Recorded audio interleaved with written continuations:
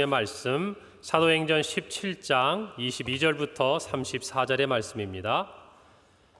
신약성경 218페이지 사도행전 17장 22절부터 34절의 말씀 저와 한 절씩 교독하겠습니다. 바울이 아레오바고 가운데 서서 말하되 에덴 사람들아 너희를 보니 범사에 아덴 사람들아 너희를 보니 범사에 종교심이 많도다.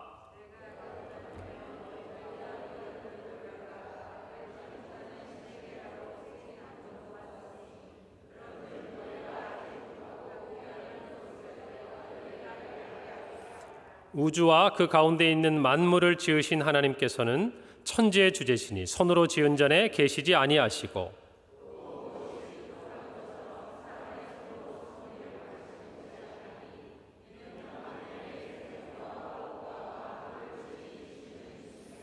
인류의 모든 족속을 한 혈통으로 만드사 온 땅에 살게 하시고 그들의 연대를 정하시며 거주의 경계를 한정하셨으니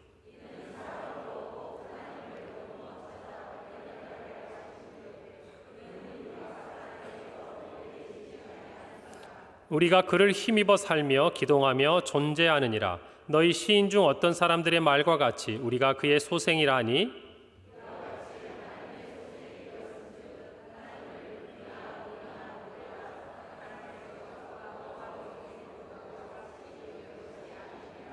알지 못하던 시대에는 하나님이 간과하셨거니와 이제는 어디든지 사람에게 다 명하사 회개하라 하셨으니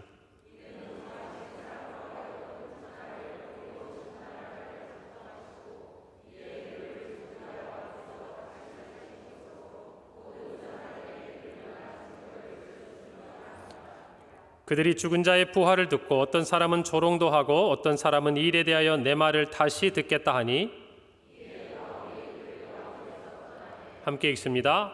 몇 사람이 그를 가까이 하여 믿으니 그 중에는 아레오바고 관리 디오누시오와 다말이라 하는 여자와 또 다른 사람들도 있었더라. 아멘.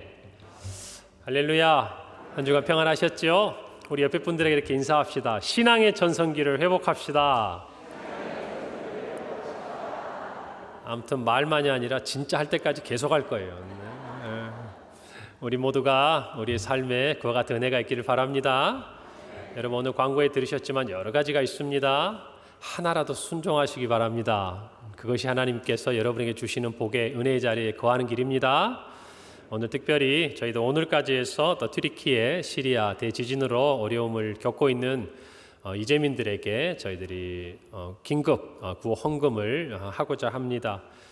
감사하게도 저희가 협력하는 우리 선교사님들이 그 지역에 있거나 그 지역 선교사님들과 바로 인근에서 소통하시는 분들이 계셔서 주중에 이렇게 쭉 살펴보니까 구체적으로 저희가 도와드릴 수 있겠더라고요. 그래서 너무 좋은 기회인 것 같고 여러분들께서 좀 사각지대가 있잖아요. 예를 들자면 많은 사람들이 도와도 실제 손길이 닿지 않는 그런 부분을 좀 섬길 수 있겠어요. 그래서 섬긴 다음에 우리 성도들과 그 부분들도 함께 나누는 시간이 있을 거라고 저는 생각을 합니다. 기도하시고 함께 주고 나누는 복된 사람이 되시기 바랍니다.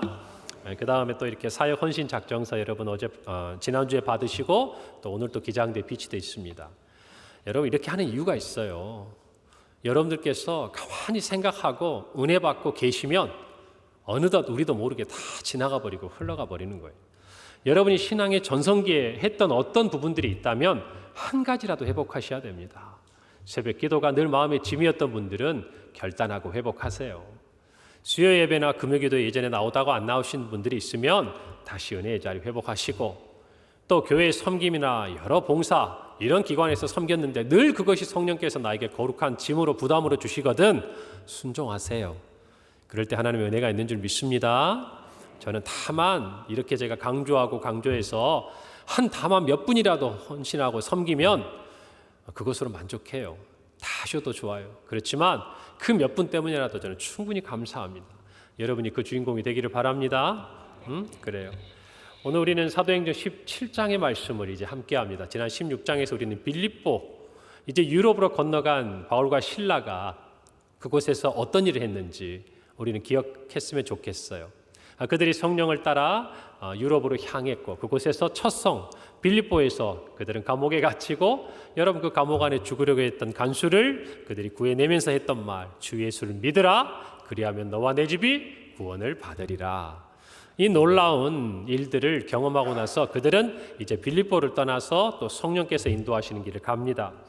그들이 암비볼리와 아볼로니아를 거쳐서 이제 정말 이 마게도니아 지방의 가장 중요한 성이었던 데살로니가에 그들이 도달하게 돼요. 그곳에서도 그들은 유대인의 회당을 찾아 말씀을 전했을 때 많은 열매가 있었습니다. 그런데 역시나 큰 방해도 있었죠. 그래서 그들이 데살로니가 성에 있는 큰 어떤 소동을 경험하게 되고 피해갑니다. 그래서 그들이 간 곳이 베레아라는 지역이에요. 이 베레아라는 지역에 가서 또 그들도 복음을 전했을 때 열매가 있었습니다. 그런데 놀랍게도 이 데살로니가에 있던 유대인들이 베레아 가가지고 이 사람들이 복음을 전한다 하니까 한 60km가 넘는 길이거든요.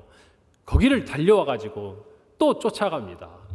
그리고 소동을 일으킵니다. 그래서 얼마나 그게 위급했는지 바울이 실라와 디모데와 함께 있었는데 그들과 따로 떨어져가지고 밤에 형제들에 의해서 저 멀리 이제는 마게도니아 지방이 아니라 그 아랫 지역인 아가야 지역에 있는 아덴까지 피신을 하게 됩니다. 그리고 오늘 성경 17장 우리가 함께 읽은 본문은 그 아덴에서 바울이 혼자 실라와 디모데를 기다리다가 그가 그 도시에서 복음을 전하게 되는 이야기가 기록되어 있는 것입니다.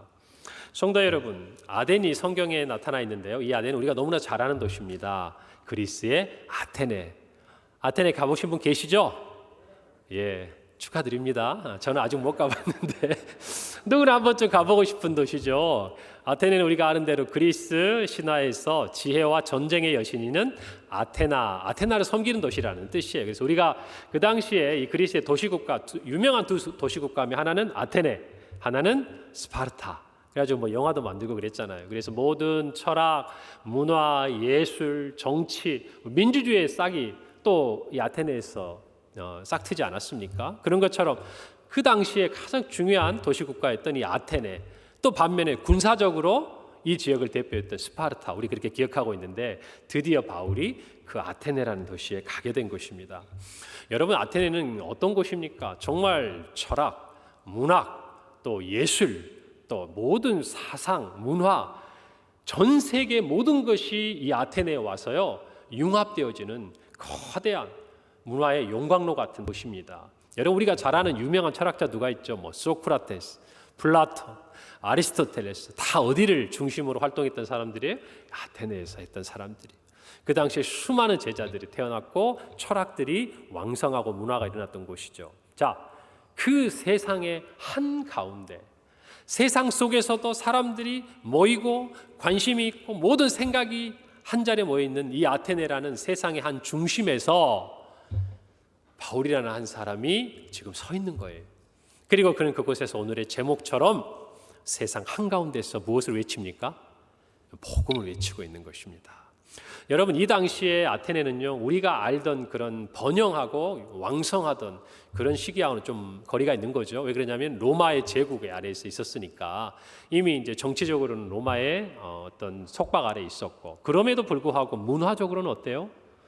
문화적으로는 로마가 오히려 이 헬라 문화에 동화되어가는 그런 상황이었습니다. 그러니까 정치적으로는 조금 약해졌어도 뭐 문화, 철학, 사상적으로는 강력함을 유지하고 있었죠.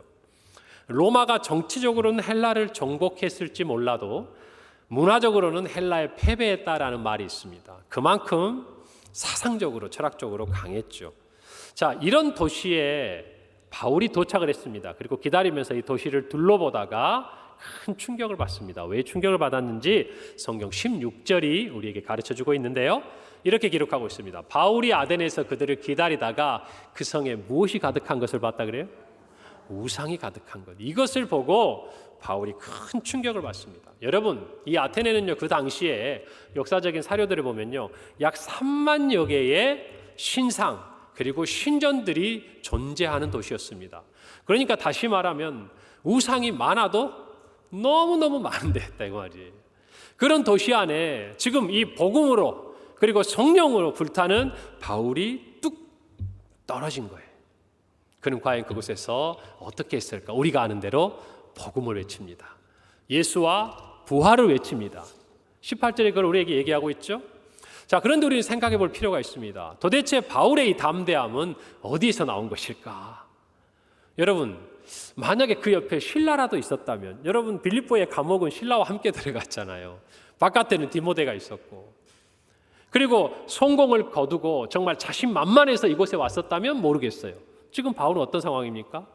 피신을 피해서, 정말 피해서 자기가 생각지도 않았던 지금 이 아테네까지 온 거란 말입니다. 그리고 혼자 남았어요. 실라와 디모데를 기다려야 되는 상황입니다. 그런데 그가 어떻게 보면 위축될 수 있고 주눅들 수 있는 상황에서도 오히려 그는 그 아테네 도시에 수많은 우상이 있는 것을 보고, 여러분 그 하반부에 보면 격분해요. 그리고 결국 나중에 그 한가운데 서가지고 복음을 선포하는 것을 우리는 알 수 있습니다. 여러분, 저와 여러분이 만약 이 바울의 상황이었다면 우리는 어떻게 했을까요? 실라와 디모데를 기다렸을까요? 아니면 우상의 도시가 어떠한지 더 면밀하게 관찰하고 살펴보고 하나님의 뜻이 무엇인지 기다리고 있었을까요? 뭐 어느 것 나쁘지는 않겠지만, 그러나 오늘 이 바울의 담대함에 대해서 우리는 좀 배우기를 원하는 것입니다. 한번 저를 따라해서 봅시다. 성도는 세상을 변화시키는 사람입니다. 저와 여러분의 이야기예요. 여러분, 진리를 아는 사람은요, 담대합니다. 진리를 간직한 사람, 진리 안에 거하는 사람은 세상 앞에서 당당해요. 여러분, 민주주의의 원리 가운데 다수결의 원리가 있죠. 그런데 이것은 어떤 사람들 사이에 사회적인 합의를 도출해내는 하나의 제도이고 약속인 것이지, 꼭 많은 사람이 찬성을 했다고 해서 그게 진리라고 할 수는 없는 것 아니겠습니까?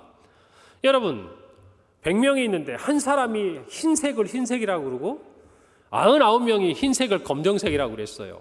이 싸움 누가 이깁니까? 99명이 이깁니까? 한 명이 이깁니까? 자신이 없으시군요. 그때는요, 99명이 이긴 것 같이 보일 수 있습니다. 그러나 시간이 지나면 반드시 한 명이 이기게 돼 있어요. 왜요? 흰색이 진리니까 그래요. 그렇죠? 여러분, 세상 앞에서 우리도 이와 같은 거예요. 진리를 간직한 사람은요, 세상에 동화되지 않아요. 오히려 세상을 바꾸어가고 변화시킵니다. 옳은 길로. 이게 진리를 간직한 사람들의 자세요, 태도라는 것이에요. 여러분, 우리는 길이요 진리요 생명 되신 예수님 안에 거하고 있습니다. 아멘이죠? 예수님을 아는 것이 아니라 믿는 자리까지 나간 사람들입니다. 우리의 구주가 되신다고 고백하죠. 여러분, 그런데 때때로 우리는 왜 세상 가운데서 세상을 변화시키지 못하고 동화되는 저와 여러분의 모습을 발견하고 날까요? 어쩌면 그것은 우리가 가지고 있는 이 진리에 대한 확신이, 믿음이 약하기 때문일지 몰라요. 사랑하는 성도 여러분, 성령이 강림한 이후에 이 땅에는 수많은 그리스도의 제자들 태어났습니다. 일어났습니다. 그들을 통해서 땅끝까지 복음이 전해지고 오늘 이 바울처럼 세상이 변화되어가는 것도 우리는 볼 수 있는 것이지. 좀 가까이 와보면 종교개혁자들도 보세요. 루터 소수였습니다. 칼빈 소수였습니다. 그럼에도 불구하고 그들이 세상을 변화시키고 바꾸었지 세상이 그들을 바꾸지 못했다는 걸 알아야 돼요. 할렐루야. 왜 그렇습니까? 그들이 가지고 있는 것이 진리였기 때문에 그래요. 저와 여러분도 마찬가지예요. 사람의 수에 많고 적음에 있는 것이 아닙니다. 권력의 강대함에 있는 것이 아니에요. 지식의 많음에 있는 것이 아닙니다. 그 지식이 진리인가 하는 데 있는 것이에요. 우리가 진리 안에 거한다면 반드시 우리는 세상을 변화시킨 자로 서게 되는 것입니다. 이 세상을 누가 창조하셨고 사람을 누가 창조하셨고 누가 다스리셨는지를 분명히 아는 사람이 이 영적인 싸움에서 승리할 수밖에 없는 것입니다. 우리가 하는 게 아니에요. 스스로 살아계시고 존재하시는 하나님이 증명하실 겁니다. 우리는 그것을 선포하는 사람들일 뿐이에요. 여러분 잘 기억하세요. 인간들에게는요, 많은 신이 필요하지 않아요. 진짜 신이 필요한 겁니다. 맞습니까? 여러분, 친구도 그래요. 많은 친구 있으면 좋을지 모르지만 정말 우리에게 필요한 친구는 진실한 친구가 필요하듯이 많은 사람들에게 많은 신이 있으면 안심이 될 것 같고 든든할 것 같지만 전혀 그렇지 않아요. 진짜 신, 진짜 참 하나님을 모시는 분이 담대한 겁니다. 아멘. 이때는 아멘 소리 크게 나와야 돼요. 아멘. 그래요. 신명기 6장 4절 5절에 보면 이렇게 말씀합니다. 이스라엘아 들으라. 우리 하나님 여호와는 오직 어떤 여호와시니? 유일한 여호와이시니. 여러분 이 고백을 마음속에 담아야 합니다. 저와 여러분은 이 진리를 간직한 사람들이에요. 참 하나님이 누구인지 아는 분이다 그 말입니다. 그래서 그분을 사랑할 수 있는 거예요. 여러분 진리를 소유하게 되면요 한 가지 능력이 생깁니다. 무슨 능력이 생기는 줄 아세요?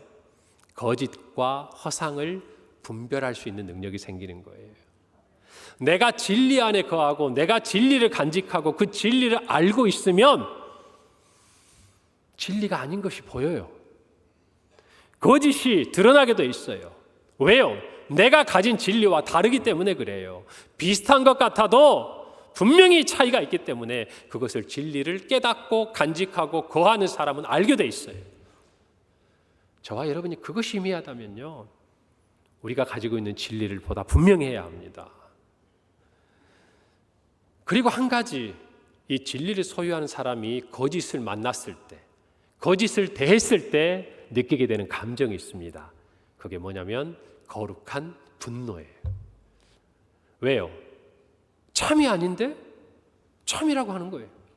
하나님이 아닌데 하나님이라고 하는 거예요. 모르면 몰라도 우리는 분명히 하나님을 알고 분명히 진리를 알고 분명히 구원에 이르는 유일한 길을 알고 있는데 다른 것이 있다라고 하면 저와 여러분의 마음속에는 거룩한 분노가 일어나게 되어 있는 것입니다. 여러분 오늘 그래서 16절에 보면 바울이 아덴에서 그들을 기다리다가 그 성에 우상이 가득한 것을 보고 마음이 어떻게 됐다고? 격분했다 그래요. 분노했다 그래요. 자기도 주체할 수 없는 마음의 분노가 막 그 우상들을 보면서 솟아오르는 거예요. 여러분 오늘날 우리나라 이 땅은 어떻습니까? 바울이 가서 본 그 당시의 아덴과 비교해서 어떠냐 그 말입니다. 여러분 우리나라 대단하지 않습니까? 예전에 그 가난하고 어렵고 약했던 나라에서 이제는 전 세계가 주목하는 나라가 되었습니다. 여러분 재밌는 것이요. 정말 미국이나 이렇게 외국에 있는 분들은 뭐 북한에서 미사일을 쏘거나 조금의 어떤 분쟁의 여지만 일어나도 금방 우리나라에 전쟁이 일어날 것 같이 막 자기들이 불안해합니다. 우리는 어떤데요? 우리는 아무렇지도 않은데 저 지구 반대편에서 우크라이나에서는 전쟁이 막 일어납니다. 그래서 막 자기들이 전쟁이 일어날까 봐 우리나라에 있는 막 무기들을 사들이고 난리잖아요. 근데 정작 우리는 무기 막 다 팔고 있어요. 있는 것도 미리 막 우리가 쓰고 있는 것도 미리 막 당겨서 주고. 제가 보면 우리나라 여러분 저들 포함해서 어느 누구도 이 땅에 이제 전쟁이 일어날 거라고 생각을 안 하고 사는 사람 같아. 왜 이런 일이 일어납니까? 그만큼 우리가 강해졌어요. 그만큼 우리가 부유해졌어요. 하나님의 은혜입니다. 여러분 요즘에 한류라는 문화 있죠. 여러분 저 거대한 중국도 미국도 뭐 모든 선진국들에도 우리 한류가 침투해 들어가 있습니다. 우리 아이돌 가수들의 노래 또 뭐 우리가 가지고 있는 어떤 드라마 여러분 놀랍지 않으세요? 한때 우리가 그렇게 중국의 어떤 영화들 미국의 어떤 헐리우드의 영화들을 막 그렇게 봤었는데 이제는 바뀌었다고 말입니다. 여러분 이처럼 우리나라가 정말 보이는 것 세상에서는 힘을 얻어가는지 모르는데 우리의 영적인 부분은 어떠냐고 말이에요. 우리가 강해질수록 우리가 부유해질수록 우리가 문화적으로 정말 강성해질수록 이 땅의 영적인 상황은 피폐해져 가는 것을 저와 여러분은 느껴야 합니다. 느낄 뿐만 아니라 그것을 분노해야 돼요. 오늘 이 땅에 우리의 문화를 보십시오. 동성애자와 같은 성소수자를 정말 보호한다는 그런 핑계와 명목하에 하나님을 마음에 두기 싫어합니다. 그걸 제도화시킵니다. 교회를 비난합니다.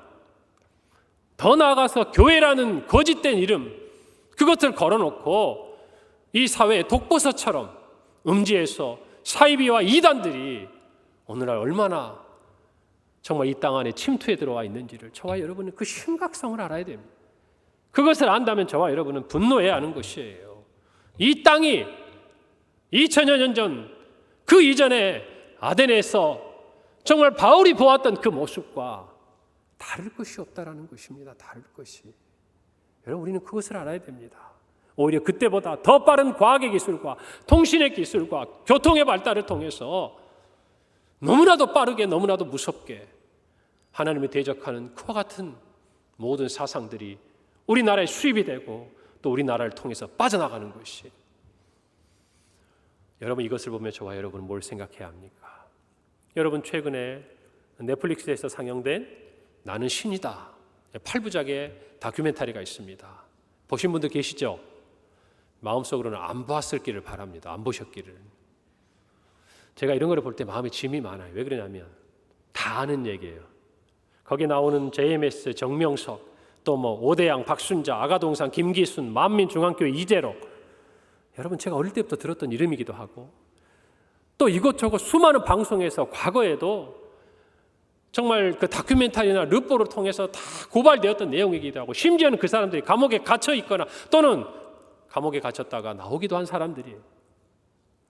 여러분, 그냥 이런 게 있더라고. 제가 보니까 마음속으로 이게 정말 나쁘고 좋지 않고 악한 것이라는 것을 듣고 알고 있는데 그것을 막상 눈으로 그 현장을 보잖아요. 그러니 영이 괴로워집니다. 눌려요. 눌린다는 게 뭐 이렇게 억압받고 진다는 얘기가 아니라 불편해져요.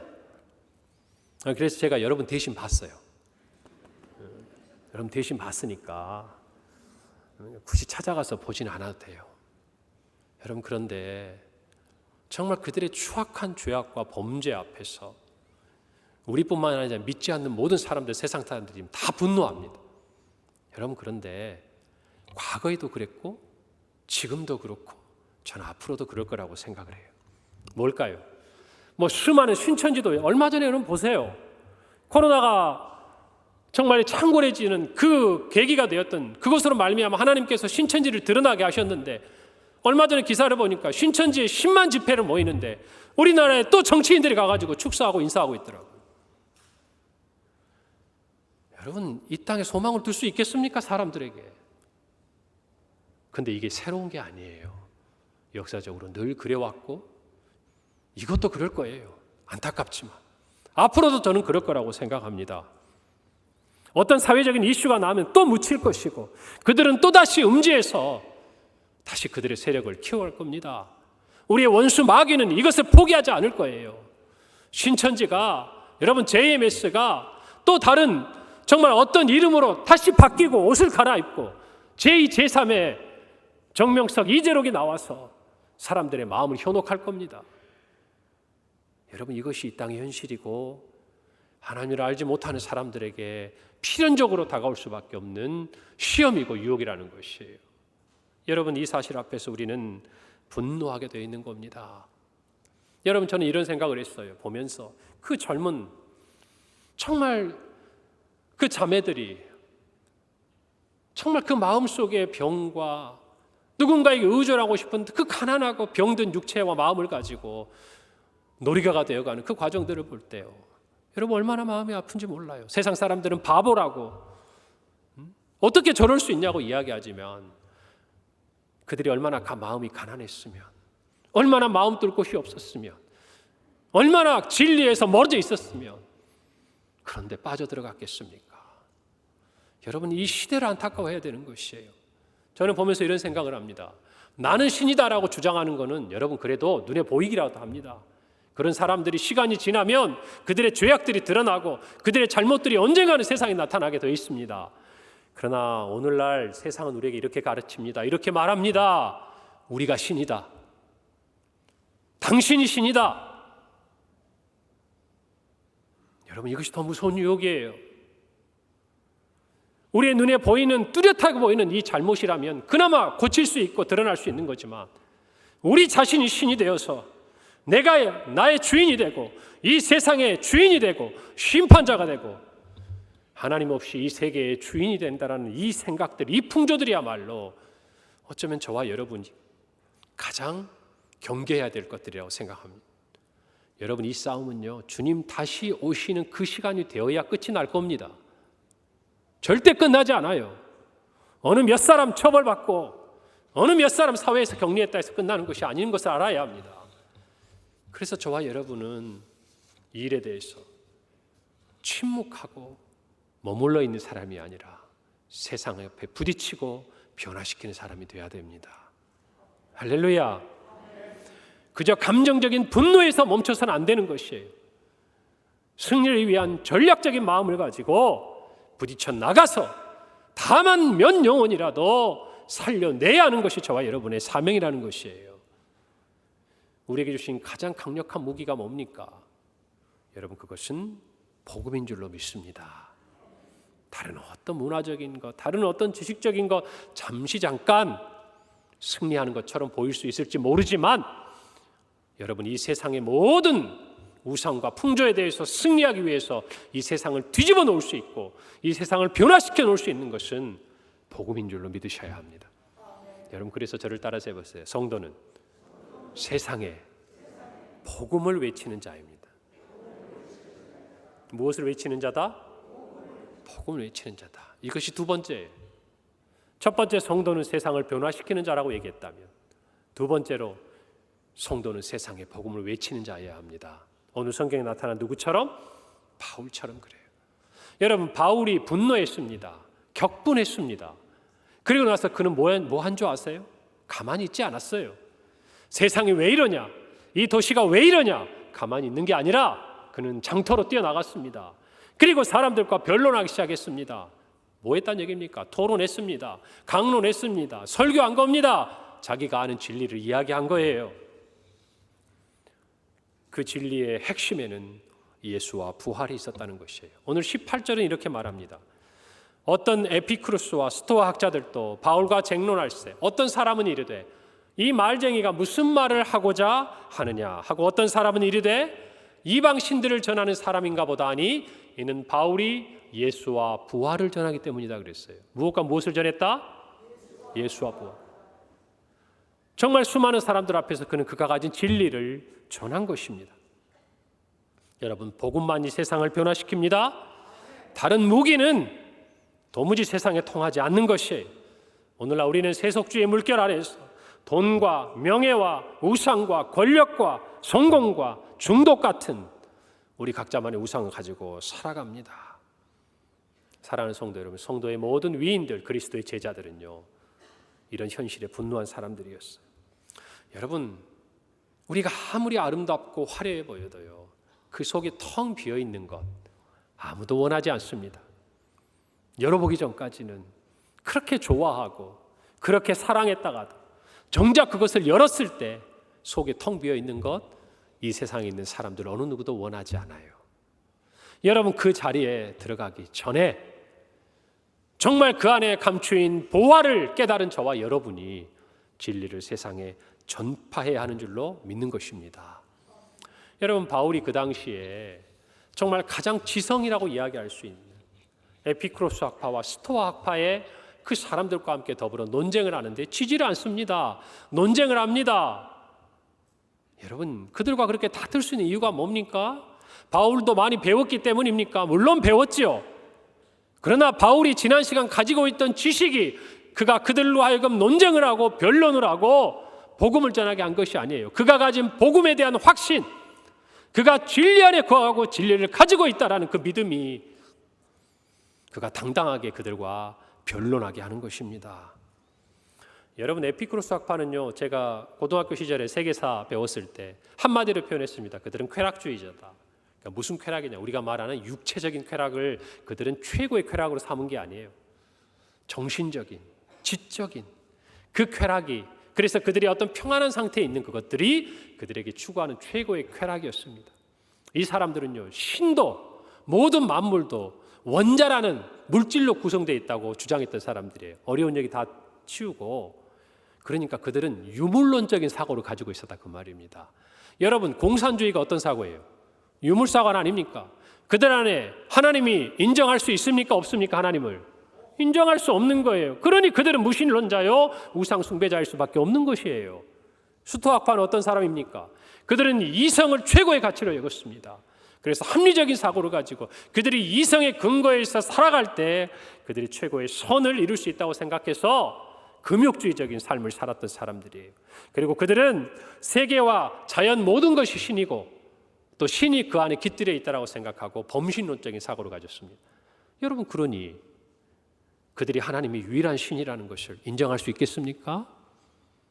여러분, 그런데 중요한 것은 누가 더 많은 세상의 지식을 가져 있고 얼마나 많은 사람들이 그 지식을 따르느냐가 중요한 게 아니에요.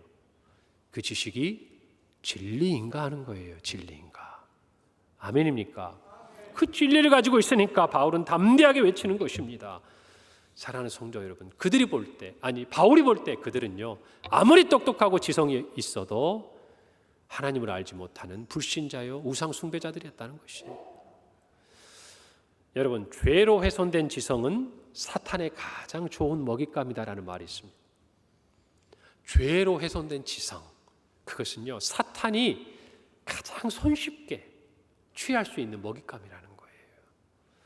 여러분, 우리 안에 교회 안에서 많은 지성과 지식을 가지고 섬기는 분들 필요합니다. 여러분, 그러나 항상 주의하셔야 돼요. 그 많은 지식이 주님을 알아가는 데 도움이 되기도 하지만 때로는 주님으로부터 멀어지게 하는데 도구가 되기도 하는 것이에요. 죄로 훼손되면 하나님을 발견할 수 없는 지성, 그것은 필연적으로 우상 숭배 자리로 나가게 되어 있는 것이에요. 그러니까 여러분, 교회 와서 세상의 지식 자랑하지 마세요. 자랑하지 마세요. 하나님을 아는 지식을 자랑하세요. 성경이 말한 대로 하나님을 아는 것이 우리에게 있어서 최고의 지혜요 지식이고 근본이라는 것을 깨달아야 합니다. 그래서 우리는 하나님을 힘써 알아야 하는 것이에요. 그리고 하나님을 아는 자가 행하는 행동을 해야 한다는 것입니다. 머리는 큰데 손과 발은 어린아이와 같은 그런 신앙하면 분명히 사단의 시험에 넘어가기 십상인 거예요. 그러니까 제가 늘 강조하잖아요. 가만히 앉아서 생각하지 말고 뭐라도 일단 한번 해보라고, 뭐라도 하나 순종해 보시라고, 뭐라도 하나 시작해 보시라고. 그래야 소망이 있는 것이에요. 바울은 오늘 그리스도를 증거할 수 있었던 그 이유가 그리스도를 만나는 지식이 자신에게 가장 고상했다라는 것을 이야기합니다. 그래서 그가 가진 귀한 것들을 다 배설물처럼 여겼습니다. 여러분, 우리가 아무리 많은 지식을 갖고 있어도 예수를 만나면 이전의 모든 것들은 배설물과 같이 여겨져야 정상인 것이에요. 여러분, 우리가 아는 이 시대의 지성이라고 이야기하는 이어른 교수도 여러분, 그가 딸의 투병을 통해서 하나님을 알고 깨닫게 되고 그가 세례를 받고 예수 그리스도를 구주로 영접한 다음에 그가 쓴 책의 제목이 뭡니까? 지성에서 영성으로. 우리나라의 지성을, 이 시대의 지성을 대표했던 그가 영성으로 발걸음을 딛고 나아가는 것, 새로운 세계가 열리는 거 아닙니까? 저와 여러분도 마찬가지죠. 그 세계 앞으로 나아가고 있으면 우리도 전해야 하는 것이에요. 여러분, 바울은요 점점 세상의 중심으로 나아갑니다. 정말 세상의 중심이었던 아덴, 그곳에서 장터에서 변론하던 그는 이제 이 아덴에서도 모든 사상가들, 철학자들, 웅변가들이 한자리에 모여서 자신의 지식을 뽐내고 서로가 변론하는 아레오바고 그 광장에 가서 그들은 서서 외치는 부분이 오늘 우리가 읽은 성경 말씀의 내용들입니다. 아테네 초창기 귀족들의 회의가 열렸던 자리였고 그곳에서 법정이 열렸던 정말 그 한가운데 세상의 그 중심에서 바울은 우리가 읽은 복음을 외치고 있는 것입니다. 여러분, 오늘 23절에 보니까 이렇게 기록되고 있어요. 내가 두루 다니며 너희가 위하는 것들을 보다가, 우상 숭배하는 그것들을 보다가 알지 못하는 신에게라고 새긴 단을 보았으니 그런즉 너희가 알지 못하고 위하는 그것을 내가 너희에게 알게 하리라. 할렐루야. 너희가 알지 못하는 그것을 내가 너희에게 알게 하리라. 여러분, 이것이 진리를 가직한 사람의 패기요, 용기요, 담대함이요, 확신이라는 것이에요. 아무리 지식이 있고 아무리 문화와 아무리 힘과 아무리 세상의 어떤 풍조에 가득한 세상이라고 할지라도, 사람이라고 할지라도 진리를 아는 사람은 이렇게 얘기하는 거예요. 내가 너희에게 알게 하리라. 아멘. 이것이 저와 여러분의 사명이라는 것입니다. 여러분, 그들이 알지 못하는 신에게 무슨 의미입니까? 두려운 거예요. 불안한 거예요. 아무리 많은 신을 가지고 있어도 혹시라도 우리가 경배하지 못한, 우리가 그냥 지나치고 간과하고 빼먹은 신이 있다면 그 신이 우리를 벌할까 봐 두려우니까 안전장치로 뭘 만들어 놓은 겁니까? 알지 못하는 신에게 얼마나 불쌍합니까? 그렇게 애를 쓰고 그렇게 노력을 하고 그렇게 수고를 해서 그 수많은 우상과 신을 만들고 신전을 만들었는데도 안심이 안 되는 거예요. 안심이 안 되니까 알지 못하는 신에게 그 신전을 만들어 놓고 섬기는 사람들, 진리를 모르면 이렇게 되는 거예요. 진리를 아는 사람은 한 가지 행동을 해도 분명한 확신을 가지고 그 진리 안에서 행하지만, 진리를 모르는 사람은 수많은 지식을 가지고 수많은 봉사를 하고 수많은 섬김을 해도 늘 불안한 것이에요. 여러분, 이것을 아셔야 됩니다. 그러니 저와 여러분에게 주신 진리가 얼마나 크고 위대한 것입니까? 우리의 믿음의 대상이 분명하면 우리의 행동은 구체적이 되고 실제적이 되지만, 그 대상이 분명하지 않고 모호하면요, 추상적이고 일반적이 될 수밖에 없는 거예요. 여러분이 신앙생활하면서 내가 뭘 어떻게 해야 될지 모르겠다, 분명히 확인하셔야 돼요. 내가 믿는 믿음의 대상이 누군지 알면 그분이 기뻐하신 것을 행하게 되어 있는 것이에요. 여러분, 이 말씀 앞에 분명히 서기를 바랍니다. 바울은 선포합니다. 그들의 잘못된 종교심과 종교관을 지적합니다. 24절이에요.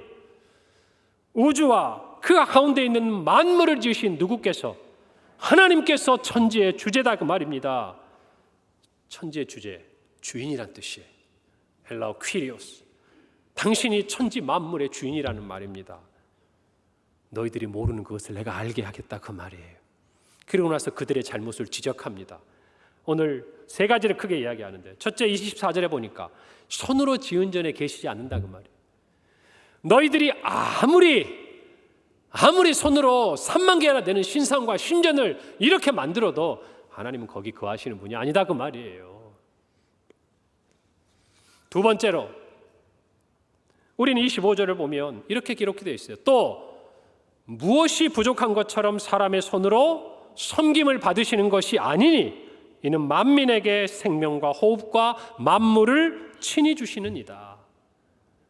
뭘 주신다고? 만민에게 생명과 호흡과 만물을 친히 주시는 분이다.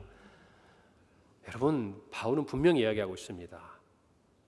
하나님은 무엇인가 부족한 것처럼 우리에게 받으시는 분이 아니라 오히려 우리에게 주시는 분이라는 거예요. 이것이 바뀌어야 돼요. 우리의 신앙은 하나님께 받는 겁니다. 하나님께 받는 거예요. 그분이 주시는 것을 받아 살아가는 게 신앙이에요. 여러분, 이걸 아셔야 됩니다. 우리가 뭔가 행위로 하나님께 드린다고 하지만 그것에 선행되어서 우리에게 분명히 기억되어야 할 것은 우리가 받음으로써 우리의 신앙이 시작되는 것이에요. 예수 그리스도의 십자가, 그 은혜를 받아야 하는 것입니다. 우리가 잘 아는 말씀, 요한복음 3장 16절, 하나님이 세상을 이처럼 사랑하사 독생자를 어떻게 하셨으니? 주셨으니. 이 약속을 받지 않고서는 우리는 하나님 앞에 나아갈 수 없는 것이에요. 여러분, 이것을 감사하시길 바랍니다. 이것이 우리의 신앙의 뿌리가 되는 것이에요. 우리가 하나님을 아는 길은 우리가 하나님께 뭔가를 드려서 아는 것보다 하나님이 우리에게 주시는 것을 받아서 아는 것이 정확한 것이에요. 그리고 나서 그것을 깨달은 진리 안에서 감사함으로, 기뻐함으로 하나님께 드리는 것, 그게 신앙인 것입니다. 그러니 여러분, 무엇인가 하나님께 드림으로 얻고자 하지 마세요. 하나님께서 주시는 것을 놓치지 않고 받도록 기도하고 애쓰고 발견하도록 하나님 앞에 나아가시길 바랍니다. 이미 우리는 많은 걸 받았고요, 앞으로도 받을 겁니다. 그러나 중요한 것, 우리는 진리를 받았습니다. 이것을 확신하시기를 바랍니다. 그리고 마지막으로 26절에 보면 이렇게 기록하고 있어요. 인류의 모든 족속을 한 혈통으로 만드사 온 땅에 살게 하시고 그들의 연대를 정하시며 거주의 경계를 한정하셨다 그랬습니다. 따라서 합시다. 하나님은 창조주시며 온 땅의 주관자이시다. 여기에서 모든 족속을 한 정통, 무슨 말입니까? 하나님이 사람을 창조하셨다는 얘기잖아요. 그리고 온 땅에 살게 하시고, 그리고 특별히 그들의 연대를 정하셨다라고 26절에 기록합니다. 이 연대는요, 우리가 시간의 개념에서 여러분도 아실 거예요. 두 가지, 카이로스와 크로노스입니다. 크로노스는 그냥 우리가 아는 이 세상의 역사의 시간을 말하는 그런 의미로 쓰인다면, 카이로스는 어떤 시간이죠? 하나님의 때, 정말 하나님의 섭리와 하나님의 역사에 의해서 이루어지는 우리의 삶의 시간들. 그래서 이 크로노스는 그냥 평면적으로 흘러가는 시간이라고 한다면, 카이로스는 입체적인 시간이에요. 수많은 점, 나의 인생뿐만 아니라 하나님의 계획, 내 주변에 있는 모든 사람들의 삶이 하나가 되어서 그 점이 선을 이루어가는 것이 카이로스예요. 근데 이 모든 것을 누가 주장하시는 겁니까? 하나님이 주장하신다, 그 말이에요. 여러분, 이 말이 무슨 말입니까? 인간의 모든 역사를 주관하시는 하나님, 그 카이로스의 시간 속에서 이끌어가시는 하나님이 이 땅에 창조주시고 다스리시는 주관자시다, 그 말인 거예요. 여러분, 이것이 바울이 선포했던 것입니다. 그리고 나서 그는 이야기합니다. 29절이죠. 이와 같이 우리가 하나님의 소생이 되었다고. 이제 그 하나님의 은혜 아래서 우리는 하나님의 자녀가 되었으니, 또 하나님의 피조물이니 마땅히 우리가 해야 될 영적 예배가 무엇인가 하듯이 이제 우리가 경배해야 될 대상이 하나님이라는 것을 이제 소개하고 있는 것이죠. 그리고 그가 가지고 있었던 복음, 31절이죠. 이는 정하신 사람으로 하여금 천하를 공의로 심판한 날을 작정하시고 이에 그를 죽은 자 가운데서 다시 살리신 것으로 모든 사람에게 믿을 만한 증거를 주셨음이니라. 여러분, 이 한마디를 외치기 위해서 바울이 지금까지 이 긴 이야기를 하고 있는 거예요. 사랑하는 성도 여러분, 결국 세상 한가운데서 바울이 외치고자 했던 것은 복음이었습니다. 오늘 성경에 보면요, 어떤 사람은 조롱했습니다. 어떤 사람은 궁금해서 다시 찾아와 묻기도 했습니다. 그러나 어떤 사람은 예수 그리스도를 영접했습니다. 여러분, 영혼을 살리는 이 일은요, 하나님께서 하실 겁니다. 그러나 저와 여러분이 세상을 변화시키기를 원한다면요, 우리는 듣든지 듣지 않든지 우리 안에 있는 이 진리를 선포해야 합니다. 이 복음을 선포해야 합니다. 그런 우리 성도들이 되기를 간절히 바랍니다. 우리는 이 세상이 아무리 거대한 영광로와 같은 사상에 정말 그 풍조를 만들어가도 두려워하고 위축될 필요가 없습니다. 왜죠? 우리 안에 진리가 있기 때문이에요. 주님께서 다시 오시는 그날까지 우리는 진리 안에 살아가게 될 것입니다. 이 진리를 선포하게 될 것입니다. 우리의 신앙의 전성기는 세상 한가운데서 우리가 외치는 복음을 통하여서 증거되고 나타나리라고 확신합니다. 여러분, 이제 어떻게 하시겠습니까? 다시 우리에게 새로운 이 한 주간이 놓여 있습니다. 여러분은 또다시 세상의 한가운데로 나아가게 될 것입니다. 여러분에게 주어진 세상 한가운데서 복음을 외치시길 바랍니다. 이 한 주간 말씀으로 듣고 끝내지 마시고 여러분의 마음속에 생각나게 하시는 그분에게 오늘 바울이 전한 이 복음을 여러분이 전하시기를 바랍니다. 여러분에게 진리가 있는 거 아닙니까? 우리가 믿는 신이 진짜 하나님 아닙니까? 그렇다면 담대하게 전하시기 바랍니다. 기도하겠습니다. 하나님 은혜를 감사합니다. 진리 안에서 세상을 변화시키고 세상 한가운데 나아가 복음을 증거하는 우리 평강의 모든 성도들이 될 때에 하나님 신앙의 전성기가 새롭게 열리고 영혼이 사망에서 생명으로 구원받는 아름다운 역사가 일어나게 하시고 그 역사가 풍성한 우리 평강교회가 되게 하여 주시옵소서. 예수님의 이름으로 기도합니다. 아멘.